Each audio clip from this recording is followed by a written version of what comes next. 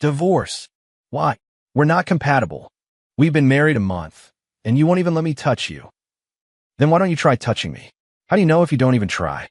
I was planning to ask my gorgeous, aloof, seemingly abstinent university professor wife for a divorce. Sure, she had legs for days, hair down her waist, wore those cool, rimless glasses, and had a thing for stockings that drove me crazy. Pure innocence and raw desire all wrapped up in one package. But after a month of marriage, she wouldn't let me lay a finger on her. So, bracing myself, I brought up divorce. But then her eyes reddened, tears welling at the corners, and she'd tossed a small box at me. Her voice choked with emotion. Then, touch me. Try it. How will you know we're not compatible if you don't even try? It all started when I got back from overseas with a master's degree I'd practically bought online. My family immediately started hounding me to get married, and next thing I knew, I was in a whirlwind marriage with a college professor. A 28-year-old Ph.D., known on campus as the Ice Queen. But when I actually met her, I discovered Dr. Ava Jordan wasn't just brilliant. She was loaded, gorgeous, owned her house and car outright, no loans, and as an only child had no parents still around. My mom basically said a woman like that was a unicorn, a lottery win. Marrying her isn't just getting a wife, it's hitting the jackpot. At our first meeting, I was captivated by her fair skin, stunning face, and those incredible legs. No, wait, it was her intense intellectual vibe that drew me in. A month later, we were signing the marriage license. But after a month of living together, scratch that, being roommates, I was full of regret. She was just so cold. I swear her veins ran with ice water. The academic gap was a chasm too. She was an early to bed, early to rise type, always buried in books or research. I, on the other hand, usually went to bed when the sun came up and woke up around dinner time, my studies leaning more towards late-night establishments and a different kind of education. We weren't even on the same page, let alone reading the same book. The day we got the license, she said she had her period. So, our wedding night kicked off with separate bedrooms. Living together felt more distant than just having a roommate. This wasn't even a marriage of convenience. It was just nothing. After a lot of thought, I decided I couldn't let one amazing tree keep me from exploring the entire forest of possibilities out there. I woke up early, planned to go to the university, and lay my cards on the table. Following the route I vaguely remembered, I found her office. I was still hesitating, wondering whether to knock, when a female student just barged right in. Standing by the door, I peeked inside, my ears perked with curiosity. "Professor Jordan, you see my paper, right? Could you please review it one last time and sign off?" My wife, Ava, sat at her desk in a crisp white blouse. From the side, what would be a knee-length work skirt on anyone else looked practically like a miniskirt on her. Damn, was I really ready to walk away from this? Ava, sleeves rolled up, skimmed the paper, her frown deepening with every page. "Is English even your first language? Did you invent this citation style? This paper, I wouldn't let my dog sign off on this, let alone expect me to." The student just stood there, looking completely lost, on the verge of tears. Compared to this, Ava was practically a saint with me. Ava slammed the paper on her desk, looking like she was about to erupt. Then her eyes caught mine. We locked gazes. Her expression softened instantly. "Nick, what are you doing here?" she asked, a hint of surprise in her voice.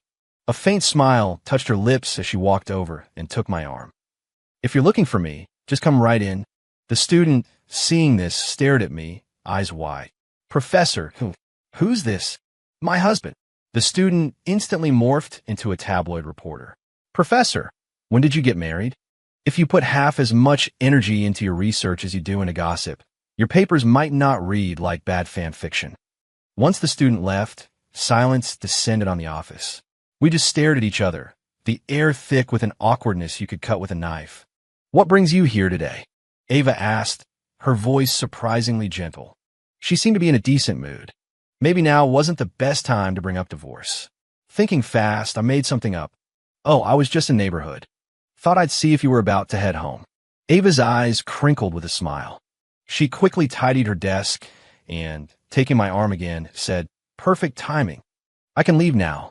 Looking at her professional attire, and then at the decidedly unprofessional thoughts swirling in my head, the glasses, that designer dress she sometimes wore. She was the epitome of that prim yet provocative look. Second thoughts about the divorce started creeping in. A face like that, a body like that. Would I be a total idiot to let her go? In the hallway, we bumped into a few of her colleagues. She'd nod politely. When someone looked curiously at me, Ava would smile and say, "This is my husband, Nick. We just got married. We'll have a proper reception soon. You'll all be invited." Once we were in the car, the silence was almost deafening. I searched for something to say. You're a little tough on your students, don't you think? Someone has to maintain standards. Honestly, some of them are just lazy. You weren't this strict when you were tutoring me for my senior thesis. Ava had been one of my dad's star students. I hadn't seen her much back then, but I constantly heard Dad singing her praises. A true genius, a prodigy even. She'd fast-tracked her bachelor's, master's, and Ph.D., all in about 8 years, finishing her doctorate by 25. After leading some major national research projects, she was made a full professor, the youngest in the university's history. She published in top-tier journals like it was nothing and was racking up patents almost yearly. She was financially set before she even officially graduated. The only catch, if you could call it that, was that she'd lost both her parents young and had put herself through school with scholarships, grants, and work-study jobs. And she was famously reserved, not much for small talk or social events. I, on the other hand, was the poster child for a failed elite education. My parents were Ivy League material.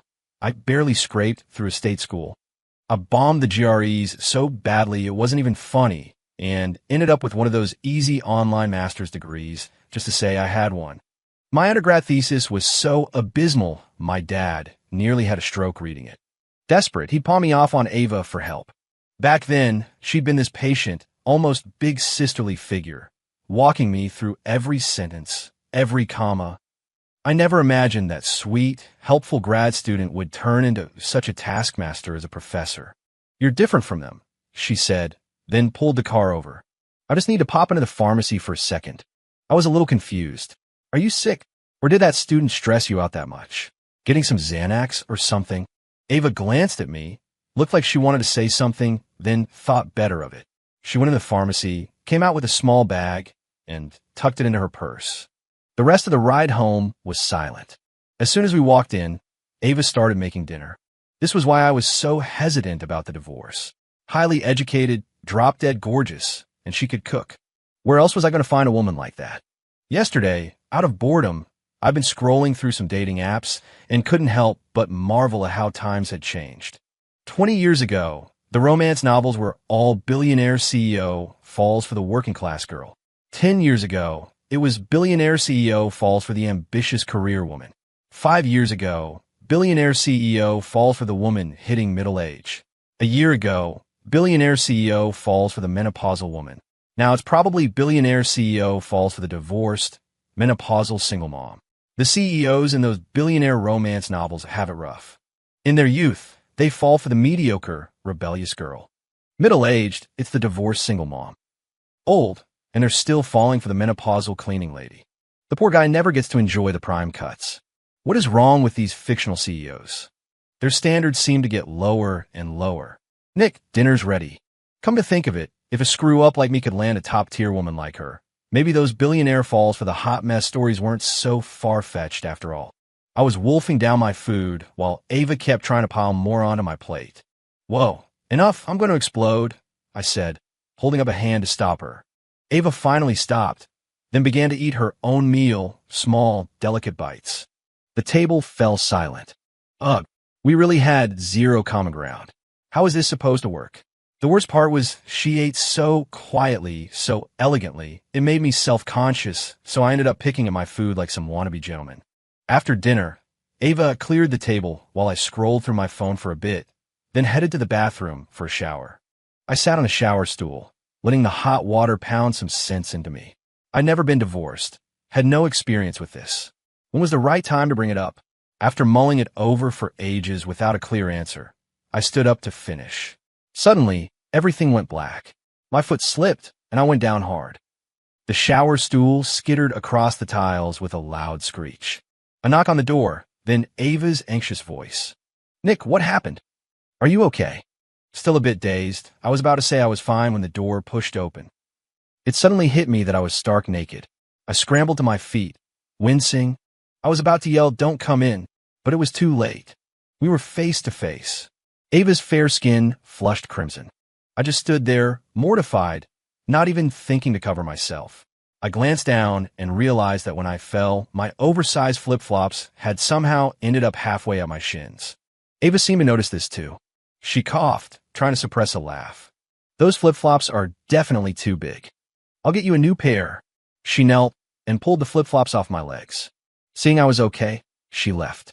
I got out of the shower, threw on some clothes, and found Ava in her home office, glasses on, reading some papers. After a long internal debate, the words finally tumbled out. "Ava, maybe we should get a divorce." The hand holding her papers trembled. Her delicate eyebrows furrowed. "What did you just say?" I couldn't meet her eyes. Hunching my shoulders, I repeated, "Divorce." Ava shot up from her chair. "Nick, do you think marriage is some kind of game?" I looked down, mumbling my defense. But we're not. We're not like a real couple. It's been a month, and you won't even let me touch you." Ava's face was cold, unreadable. She said nothing, just walked out of the office. By the time I processed what was happening, she was back, pressing a small, square box into my hand. I stared at the familiar yet strangely distant object, then looked at her, completely baffled. "What's this for?" Ava took off her glasses and unfastened the cuffs of her blouse. "Then why don't you try touching me? How do you know if you don't even try?" Without her glasses, the academic air around her vanished, replaced by something far more alluring. Okay, maybe this wasn't a total loss. Advantage, Nick, to die at the hands of such beauty. Totally worth it. Unfortunately, about 3 minutes later, I was hiding my face under the covers, deep in an existential crisis. All flash, no bang. My performance could be summed up as 0 to 5 in KDA terms. Ava's long arm reached over, gently patting my shoulder. "It's okay. It's the first time for us. I've read some studies. This is common." My mind, however, was racing. We'd touched, we'd tried, and it confirmed it. We were absolutely not compatible. I wasn't good enough for her. Divorce. It had to be divorce. Then I heard Ava's soft, comforting voice beside me. "It's all right. The research indicates a higher success rate on subsequent attempts. Shall we try again?" She had a point. Might as well chalk it up to on-the-job training. Just as I was psyching myself up for round 2, my phone on the nightstand buzzed. It was my mom. I quickly answered. "Nick, your father collapsed. He's in the hospital." Hearing the panic in my mom's voice, I threw on some clothes and rushed downstairs. As I got into the car, Ava slid into the passenger seat.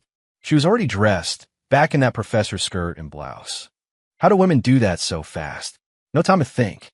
I gunned the engine and sped towards the hospital, weaving through traffic, laying on the horn. Ava gently touched my hand on the gear shift. "Nick, don't panic. Your dad's always been healthy. He had a checkup just a couple of months ago. Everything was fine. Try not to jump to conclusions." Her calm words soothed my frayed nerves a little. At the hospital, we found Dad chatting with Mom. When he saw us, he grinned. "Your mother, always making a fuss. Just a little dizzy spell. Blood pressure was a bit high. No need to drag you two all the way out here." Seeing Dad was mostly okay, Ava and I both breathed a sigh of relief. We talked to the doctor, confirmed it wasn't too serious, settled the bill at the ER, and drove Mom and Dad home. The next day around noon, there was a knock on my bedroom door. "Nick, do you normally sleep this late?" It was Mom. I glanced at my phone, 10:30 a.m. I shook my head. "Nah, usually I'm up at 6 a.m. and go to bed around 6 a.m. Working nights. What exactly have you been doing lately?" I decided to be honest.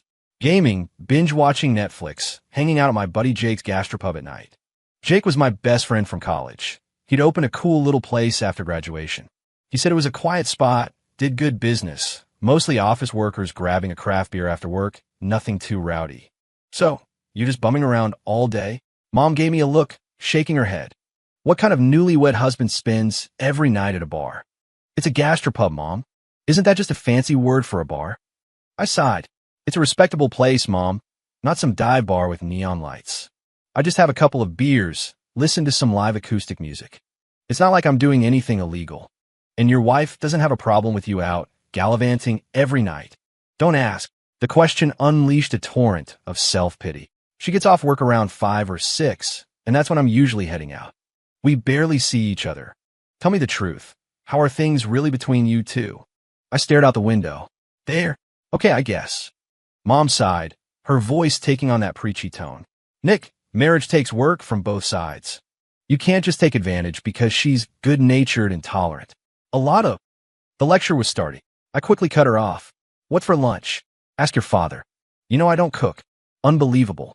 She said it with such pride, too, like it was a badge of honor. After I showered and got dressed, Dad was already busy in the kitchen. Soon, he had a whole spread laid out. Just as we were about to eat, Dad brought over a stacked lunch container. Nick, take this to Ava. You two can have lunch together at the university. I looked at him, exasperated. Dad, she works at a prestigious research university. They have things called cafeterias. They even have a faculty dining hall. Can a cafeteria compare to home cooking? Ava lost her parents so young. What she needs most is a sense of family, of being cared for. You need to look out for her, understand? Yeah. I get it. Why is everyone on our side today? You two really like this daughter-in-law, I said, snatching a piece of Dad's fried chicken and popping it in my mouth. Dad stood with his hands on his hips, looking proud. Absolutely. Top-notch education. Great personality, tall, beautiful. You wouldn't find another one like her if you searched with a spotlight. Way better than those. Others you used to bring around. As much as Dad's words stung, I couldn't really argue with him. Back in college, I'd had a string of disastrous girlfriends. The first one cheated on me, the second one also cheated, and the third was having an affair with a married guy. Eventually, I just gave up on dating. After coming back from overseas, I let my parents set me up on some dates. I never expected one of those setups to be with Ava Jordan, Dad's star pupil. Truthfully, I barely knew her, other than hearing she'd lost her parents young. Dad would always invite her over for Thanksgiving and Christmas dinner. Back when she tutored me for my senior thesis, she was the absolute definition of unobtainable. It wasn't that I didn't find her attractive. It was that she was so far out of my league, I didn't even dare to dream. We were worlds apart. You know how some women are so beautiful and brilliant that they seem to exist in a different universe? That was Ava. You just don't entertain certain thoughts. Plus, she was 3 years older than me. But after endless nagging from my parents, I finally agreed to meet her properly. On our date, she wore a sleeveless white linen knee-length dress and those rimless glasses. Her figure, her aura, it just hit me. Hard, straight to the soul. I was instantly smitten. I had no idea how my parents had conned this incredible woman into going out with a loser like me. But high on infatuation, I quickly agreed to marry her. My thinking at the time was, even if she had some weird flaws or quirks with looks and a body like that, I could deal. Still, given how amazing she was, I found it hard to believe she'd never seriously dated, according to Dad. Dad, I'd asked, is there something wrong with her you're not telling me? Dad looked exasperated. After all these years teaching, you think I wouldn't know? She was always skipping grades, then buried in her postdoc research. When would she have time to date? Besides, she's your wife now. Get to know her yourself. He had a point. I picked up the lunch container, ready to leave. Dad called after me in a low voice. Seriously, is there something wrong with her? No, nothing's wrong with her. What could be wrong? I was just talking. I couldn't help but mutter to myself, if anyone's got a problem, it's me. 3 minutes, and that was including 90 seconds of fumbling that passed for foreplay. It's enough to make a grown man cry. No, wait. It must have been first-time nerves. Yeah, that's it. It was just after 11 when I got to the university. I had her course schedule on my phone. She should still be in class. I couldn't help but wonder what she was like when she was teaching. I slipped into the back of the lecture hall. Up at the front, Ava was pointing to a whiteboard covered in what looked like complex molecular formulas, explaining them to the class. I recognized the letters and numbers, but they might as well have been hieroglyphics. Watching her, so articulate and in her element, I actually felt a little flicker of pride. Dude, you're not in this department, are ya? The guy next to me nudged my arm, whispering, you here to catch a glimpse of the goddess too? I blinked, then nodded. Seeing I was responsive, he got more enthusiastic. Professor Jordan's a legend around here. Guys from other departments flocked to her classes just to see her. I frowned slightly. Is Ava, Professor Jordan, really that popular?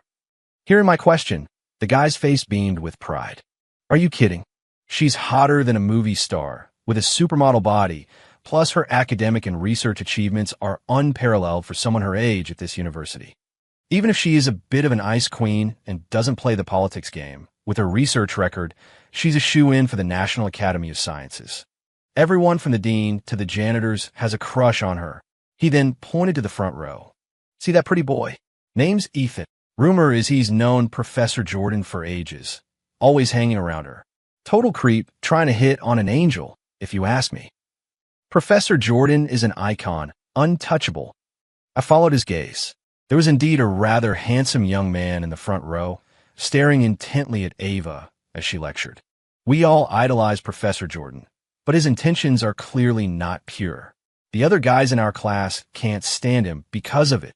He went on, gushing about how Ava was all about her research, never got inappropriately involved with students or colleagues, and had a huge fan base at this prestigious university because of it. Then, the guy next to me sighed dramatically. Heard she got married recently. Man, I wonder what kind of titan actually landed her. The student in the last row who's been chatting, a cool, crisp voice suddenly cut through the air from the front of the room. Perhaps you can answer this question. I instinctively ducked my head. The guy next to me stood up, glanced at the board, thought for a few seconds, and then answered, that involves linear stability analysis in parallel flows, like Taylor-Coët flow or Rayleigh-Benard convection. Holy crap, this wasn't like my party school classes. I understood every word he said, but it meant absolutely nothing to me. This guy had been chatting with me for the last 10 minutes and was still following the lecture. Nerds definitely operated on a different plane of existence. Correct. Sit down, Ava said. Perhaps his chatty desk mate can explain what Rayleigh-Benard convection is. I kept my head down, pretending I hadn't heard.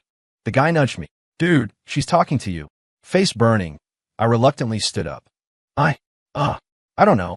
A ripple of snickers went through the lecture hall. I shot Ava a death glare. Way to embarrass me in front of 100 people. When she saw it was me, Ava's face registered surprise. Then the corner of her mouth twitched upwards. Come to my office after class. The guy next to me patted my shoulder. Dude, my condolences. I pulled out my phone and sent Ava a quick text via WhatsApp. You did that on purpose, right? You can walk home yourself after class. I slipped out the back door as quietly as I could. There was no way I was letting these brainiacs find out that their academic goddess, the pinnacle of intellectual perfection in their eyes, was married to a total slacker like me. Up at the lectern, Ava glanced down at her phone, allowed a soft chuckle, sent me a hug emoji, and then seamlessly continued her lecture. It wasn't long before class ended. I strolled slowly through the campus toward her office. The moment I walked in, Ava came over, taking my hand. I'm sorry, Nick. I didn't realize it was you back there. Remembering that mortifying moment, I was still fuming. I slammed the lunch container onto her desk. I bring you lunch, and you humiliate me. Ava looked at me, a little flustered, and ended up just holding my hand without saying anything. Just then, there was a knock on the office door. I noticed a partitioned-off little alcove to the side, a small sitting area. I ducked in there. The door opened, and I heard Ava say, "You can leave the door open." Peeking through a gap in the screen, I saw who it was, that handsome guy from the front row of her class. Ethan, I think his name was. Something about that name just rubbed me the wrong way. Professor, Ethan said, correcting himself quickly. These are a local specialty from my hometown, some artisanal mushrooms. You can't get them around here. My mom wanted me to bring you some to try. He placed a bag on her desk, his movements careful, his voice gentle. Ava didn't reach for them, just nodded. Please thank your aunt for me. Nick would probably enjoy these. And yes, in school, please call me Professor. The guy looked a little awkward, scratching the back of his head. Right, Professor Jordan. He hesitated for a few seconds, then seemed to make up his mind. Professor, there's a new restaurant that just opened across from campus. The ambience and food are supposed to be really good. Would you be free to have dinner sometime? Ava raised an eyebrow, slightly. Is that so? Perhaps Nick, and I can check it out sometime. I don't know if it was because I was there, but Ava was handling him perfectly, maintaining a professional distance. Her tone was all business. State your purpose, And if there's nothing else, you can leave. Soon enough, Ethan left, looking rather dejected. When I emerged, Ava stood up and explained, my parents were very close with his parents a long time ago. He's one of my graduate students now. She opened the lunch container Dad had packed, setting out the food on her desk. She pushed me in her chair and pulled up another one for herself. I tried to sound casual. Oh, so you two must be pretty close then. Ava put a piece of beef on my plate, then shook her head. After my parents passed, I didn't have much contact with their family. If he hadn't ended up as my grad student, we probably wouldn't have crossed paths again. Speaking of which, why do you always keep your office door open like that? Ava glanced at the doorway. If a female student or colleague comes by, I might close it. But if it's a male student or professor, the door stays open. I'm young and a professor. I have to be careful to avoid any misunderstandings or rumors. Remembering what the guy in her class had said, it seemed Ava did keep a professional distance from all men, avoiding any hint of impropriety. It looked like her character was pretty solid, and looking at her eat so delicately like a lady from a Jane Austen novel, then at that face, that body, I needed to step up my game, not just aim for a quick resolution. Wait a minute, Nick Miller, what happened to your resolve? Weren't you going to divorce her? After lunch, Ava automatically started cleaning up, even washing out the lunch containers and setting them on the windowsill to dry. Nick, I have a large lecture this afternoon. It ends at 3:50. Could you maybe rest here and wait for me? We could go home together. I was about to refuse, but we'd been married over a month and hadn't had a single real conversation. Spending more time together might make it easier to discuss our issues later on. So I retreated to the little sitting area with my phone. Ava closed her eyes for about 15 minutes, probably power napping, then started reviewing some documents. These people were infuriating. Smarter and more talented than me, and they worked harder too. They didn't leave an average guy any chance at all. Not long after, Ava said goodbye and left for her class. Finally, I could scroll through TikTok guilt-free. I'd heard some researchers spent 10 years studying it and found that looking at beautiful women every day can lower the risk of cardiovascular disease. What exactly were those researchers doing for 10 years? Just then, there was a knock on the office door. Probably someone looking for Ava. If I didn't answer, they'd leave. But to my surprise, the door opened. It was that Ethan guy, and he was holding 2 Starbucks coffees. He looked startled to see me. I scowled at him. I'm Ava's husband. Do students just walk into professors' offices without permission now? Micah told me this guy was bad news and had inappropriate designs on Ava. Ava, Professor Jordan, seemed unhappy lately. I just brought her coffee. He said it so matter-of-factly. And Ava again. She just told him to call her professor in school. Even though we'd only been married a month, I knew Ava preferred green tea. She usually drinks green tea. What's with the coffee? Ethan took a step closer, his expression hardening. I've known Ava since we were kids. We practically grew up together. She always looked out for me. And you two only got married because your dad was her mentor, right?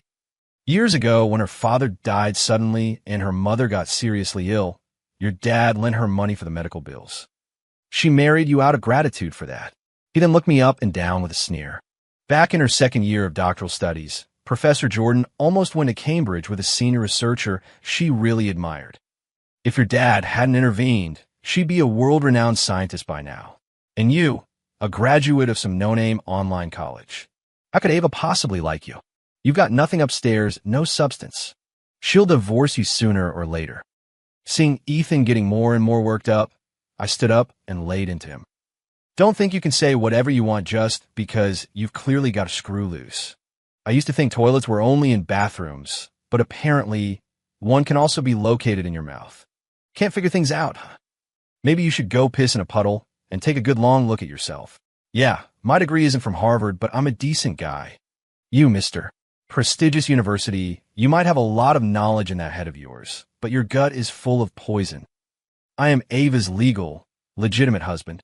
You're not even significant enough to be called a homewrecker, so what gives you the right to stand here barking at me? Ethan was so angry he was grinding his teeth, his fists clenched. She doesn't even like you. I snorted. I'm her husband. Whether she likes me or not is none of your damn business. Did you forget to install your GPS today? Don't understand your own position? Brain not fully developed.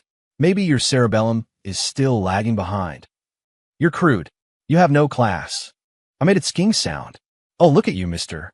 Green tea, not much fight in you after all, huh? You think I, with nothing to lose, am scared of you and your fancy shoes. Let's go right here, right now. Whoever runs is a coward's grandson. Ethan's finger trembled as he pointed at me. He stammered, unable to get any words out, then turned and scurried away. Wait a minute. Why should I be the one stewing here waiting? The more I thought about it, the angrier I got. I grabbed an Uber and headed straight to Jake's gastropub. I hadn't seen him in a few days, and the bastard had somehow landed himself a sophomore girlfriend.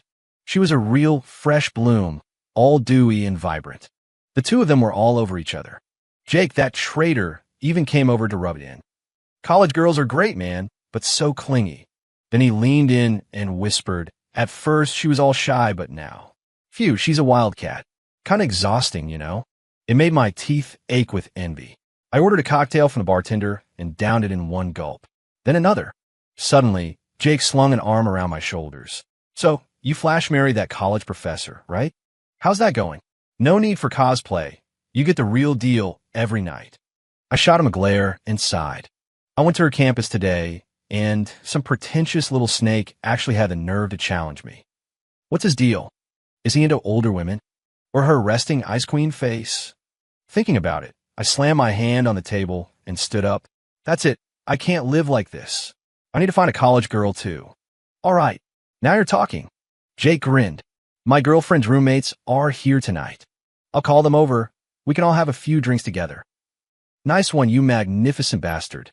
Make it happen. Soon, I was surrounded by 3 or 4 college girls, all calling me Nick this and Nick that, their attention making me feel like my bones were melting. After a few more cocktails, my mood had significantly improved. I don't know how much time passed, but the lights in front of me suddenly seemed to dim. I looked up. A tall, slender figure was standing there, blocking my view. Wait, the college girls were all petite. None of them were this tall. Why weren't you answering your phone? And why didn't you wait for me to come home together? The familiar voice. I looked closer. It was my professor wife. Then she turned to Jake. Sorry, Jake. Nick's had a bit too much to drink. I'm taking him home. The 4 college girls chirped in unison like little chicks. By Professor Jordan. Ava drove like a bat out of hell. I blinked, and we were home. Inside, she helped me get my shoes off. The new slippers fit perfectly. She guided me to the sofa. Her face was tight with displeasure. Nick, we're husband and wife. If you have something to say, just say it to me directly. I've never really dated. I don't understand all these games and subtleties. Angrily, I pushed her away. What's there to talk about? Divorce. It has to be divorce. I think I prefer college girls after all. Ava's expression turned icy. What did you just say? Oomph. A younger woman wouldn't be so cold. They're sweet, attentive, and understanding. With one of them, I bet I could go from 3 minutes to half an hour. Ava grabbed my hand, her grip surprisingly strong. Nick, are you trying to give me a heart attack? I shot to my feet. Who's giving him a heart attack? Ava, tell me, are you close to that Ethan guy or not? If you're not close, how come he just barges into your office? If you're not close, why does he claim your childhood sweethearts? If you're not close, why is he bringing you coffee in the middle of the day and sneering that I'm not good enough for you? Did you marry me because my dad did you a favor all those years ago? The more I spoke, the more worked up I got. Even though I usually couldn't string 2 coherent sentences together to save my life, I was suddenly a goddamn orator, laying in her, not giving her a chance to get a word in edgewise. She looked completely overwhelmed, and then she just hugged me, holding on tight. When I finally quieted down, Ava spoke softly. It's not what you think. When my mom was sick and my studies were so demanding, Ethan's mother helped look after my mom when I couldn't be there. Later, when he became my graduate student, she asked me to keep an eye on him. I had no idea he had those kinds of feelings for me. I've always seen him as a little brother. Seeing I wasn't pushing her away, Ava sat up straighter. Nick, I have absolutely no romantic feelings for him. I'll keep my distance from him from now on. I have principles. Cheating is something I would never, ever do. Please believe me, just like I believe you. I know you like going to Jake's place, but I know you wouldn't do anything to betray our marriage. She cupped my face in her hands, our eyes meeting. The most important thing is, I married you for only one reason, because I like you. I have money now, I have status. If I wanted to repay your father for his kindness, I could easily do it with financial compensation. As she said this, the tips of her ears turned a telling shade of pink, and she looked down at the floor. All my anger just evaporated. You like me? Since when? Why didn't you ever say anything? If you told me sooner, I wouldn't have wasted 2 years on that joke of an online master's. Ava looked up slightly, her voice gentle. You were still in high school back then, and I was already in grad school. And I was older. I was afraid I'd scare you off. She shyly took my hand. You're all grown up now. It's just, I don't really know how to do that. Cutesy, flirty stuff young people do. Maybe you could teach me. She even gave my arm a little playful shake. I lick my lips. Is that all? It's easy. Just be more forward. Kissing, hugging, lifting me up in the air, that kind of thing. I'd barely finished speaking when Ava reached up, took off her glasses, and placed them on the coffee table. Then she leaned in and hugged me, her stunningly beautiful face drawing close. My academic talents might not match hers, but when it came to kissing, I was a natural. Soon, Ava's ears were completely red. Just as I was about to gain some more experience, Ava's phone rang. It was Ethan. I looked at Ava. Go on, answer it. Calling this late, it might be urgent. Ava snorted, frowned, and tapped the speakerphone button. A pitiful, choked sob came from the other end. Ava, sister, I'm sick, I have a cold. I feel so weak. Ava picked up the phone, her voice sharp. If you're sick, call a doctor. I'm not a physician. If it's that bad, dial 911 yourself. She hung up and tossed the phone aside. I couldn't resist a sarcastic dig. Ah, sister, he's sick. Ava blinked her big eyes at me for a few seconds. Then a slow smile spread across her face as if a light bulb had gone on. Don't worry, sister is about to make you feel all better. This second round, I still went down in defeat fairly quickly, but it was definitely an improvement on the first. The third time, we were more evenly matched. The fourth time, I was leading the charge, snatching victory from the jaws of, well, you get the idea. Outside, the night was deep, moonlight streaming through the window. Nick, Ava murmured, still like those college girls? This woman could really hold a grudge. Forget liking them. I was in a state of supreme, postcoital bliss. I just shook my head. No. The next day, the sun was high in the sky when I finally woke up. Ava was sleeping peacefully beside me. So much for the Ice Queen, the unobtainable flower on a high peak. She was wild, passionate, and surprisingly playful. These brainy academic types really did learn fast. I shifted slightly, and Ava woke up. She glanced at the clock, already 9. I asked quickly, don't you usually get up at 6? Is it okay for you to be up this late? Ava ran a hand through her hair, her voice a little husky. It's fine. When I'm with my husband, I could sleep all day and be comfortable. I gently tweaked her nose.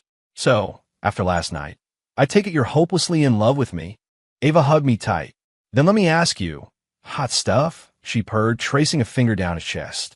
Next round, are we talking careful, or are we throwing caution to the wind? Damn, had Professor Jordan suddenly unlocked a new skill tree. Her teasing game instantly left me in the dust. A faint, lovely scent wafted from her. Ava never wore perfume, but being close to her always had this calming, comforting effect. Of course, that was usually when she had her glasses on and was in her work clothes. Later, I wasn't sure why my heart started racing, but by the time I fully regained consciousness, Ava was already in the kitchen, wearing an apron, getting lunch ready. I looked at the pleasantly rumpled state of the bedroom and confirmed I wasn't dreaming. How had things with Professor Jordan progressed so quickly? Suddenly, a familiar ringtone. Then Ava's angry voice drifted from the kitchen. Does being a student at a prestigious university give you the right to be arrogant and disrespectful? Does that mean I can look down on everyone? And gossiping behind people's backs, have you no sense of decency or shame? He is my husband. From now on, you will treat him with respect. And I am a married woman. Do not contact me for anything other than academic matters. She seemed to hang up abruptly. I remember Dad once saying that although Ava was modest and easygoing, she had impeccable principles and unwavering integrity. It seemed my wife's moral compass was so straight, it was almost intimidating. Thinking about my own recent behavior, I was suddenly overwhelmed with shame. I tiptoed up behind Ava and hugged her from behind. Honey, I'm sorry. I was a jerk yesterday, making you angry. Ava gripped my hands and turned in my arms to hug my waist. No, it was my fault. I didn't make you feel secure. Ava, what is it you like about me, anyway? Her eyes, sparkling like autumn pools, met mine. She tilted her head, her voice soft. My parents died young. Back when I was in college, your dad, my professor, used to talk about the two angels he had at home, a big one and a little one. He said they were so sweet and kind. When students asked him questions after class, he'd always be checking his watch, eager to get home, saying he had to go make dinner for his angels. I was so envious of that kind of family, so simple and happy. Do you remember the first time we really met? Her question took me back to my sophomore year of high school. Dad had told me one of his students was coming over. Her father had died years ago, and her mother had just passed away. He told me to be nice to her. My thinking back then was pretty simple. I gave her a little wooden pumpkin carriage I'd made, one that didn't need any batteries. Ava had just said a quiet thank you. I was young and thought she didn't like it. Later, every Thanksgiving and Christmas, Dad would invite her to eat with us, and he'd always slip her a 20 and a holiday card, just like he did for me. I gently squeezed her cheek. You know, if you'd confessed your feelings a bit sooner, I probably wouldn't have wasted those 2 years getting that useless degree overseas. It's never too late for a good meeting, Ava said, then took off her glasses. It was another sleepless night. When I opened my eyes again, it was well past mid-morning. Honey, you're going to be late. It's okay, Ava mumbled into my shoulder. Today's class doesn't start until 10:30. But you used to get up at 6 every day. When I got one of your legs thrown over me, she said, her voice husky and warm against my skin, I'm not exactly leaping out of bed at dawn.